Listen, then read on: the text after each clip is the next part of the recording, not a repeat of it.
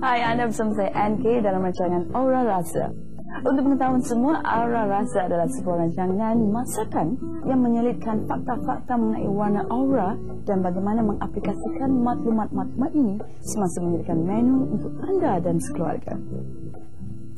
Bercakap mengenai warna aura ini, pernahkah anda mendengar aura bocor? Aura bocor yang kadang-kadang dikenali sebagai aura kusam, aura pecah ataupun tidak padat. Keadaan warna aura sebegini berlaku apabila seseorang itu kekurangan tenaga atau keletihan akibat daripada terlalu sibuk dan mungkin dengan tugas seharian sehingga tidak memperlukan waktu rehat yang mencukupi. Cara memulihkan warna aura yang bocor ini dengan penjanaan tenaga melalui pemakanan, senaman maupun daripada gaya hidup yang sihat. Hari ini kita akan bersama dengan tetamu kita, Dr. Irfan Khairi, yang akan dianalisa warna auranya oleh Master Hadil Azran Ramli. Silakan. Jadi macam mana aura ni boleh membantu memperbaiki kualiti hidup saya? Okey, Dr. Irfan, apabila kita memahami tentang gelombang tenaga aura ini tadi, dia dapat memberikan maklumat-maklumat tentang tahap tenaga yang ada pada diri. Dan jadi dengan itu sudah tentunya kita dapat memperbaiki di mana yang ada kekurangan ataupun kita dapat meimbangi warna-warna tersebut. Begini doktor, saya ni minat warna merah, tapi saya tak tahulah sama ada warna merah tu aura saya. Macam mana caranya untuk mengetahui aura sebenar diri saya? Ada berbagai cara ya untuk mengetahui tentang aura diri seseorang.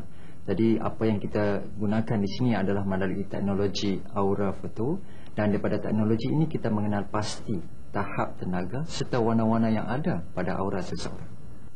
Kalau macam tu boleh tak doktor tolong tengokkan aura saya, mana yang kuat dan mana yang lemah? Sudah tentu boleh, dan kita akan mulakan sesi fotografi kita.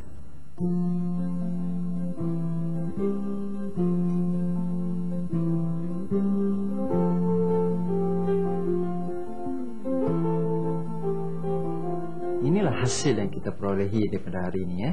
Dan daripada pencerahan aura yang saya dapati yang ada pada Dr. Irfan, banyak pencerahan pada warna-warna yang bersifat sejuk dan majoritinya diwakili daripada warna biru. Warna biru ni Dr. Irfan dia merupakan warna-warna yang melambangkan daya kekuatan komunikasi dan perhubungan seseorang, sama ada di dalam dunia pekerjaannya, perniagaannya ataupun dalam kekeluargaannya. Jadi warna biru ni menggambarkan kekuatan dia dapat berhubung atau berinteraksi.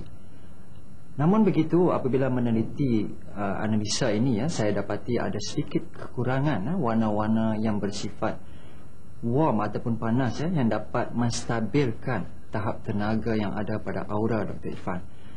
Dan warna-warna ini perlu ataupun penting kerana dia merupakan sistem pengairan yang akan membantu untuk meimbangi dan mengalirkan tenaga-tenaga ke seluruh sistem tubuh.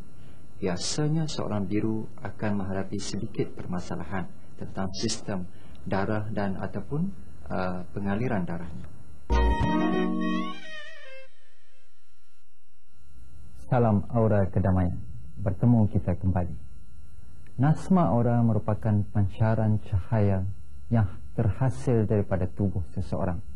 Ia juga dikenali sebagai medan elektromagnet, dan medan elektromagnet ini merupakan tahap tenaga seseorang, dan tenaga ini dipengaruhi dengan aktiviti-aktiviti minda, emosi, fizikal seseorang.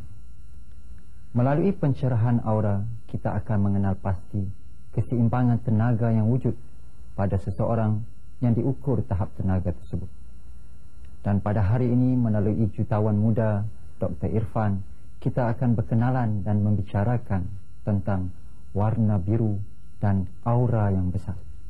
Getaran tenaga yang besar dapat membentuk kesinambungan ataupun connection, terhubung dengan dunia luar dengan lebih lancar dan sempurna. Getaran-getaran tenaga biru menggambarkan daya komunikasi dan daya berinteraksi yang baik yang dihasilkan oleh seseorang. Pencerahan cahaya Dr. Irfan didapati mengalami sedikit kekurangan warna-warna yang bersifat aktif seperti warna merah dan warna kuning. Dan warna-warna ini tentunya dapat membantu Dr. Irfan dalam merealitikan daya dan bentuk pemikiran beliau supaya dapat ditafsirkan dan dapat diterima ramai.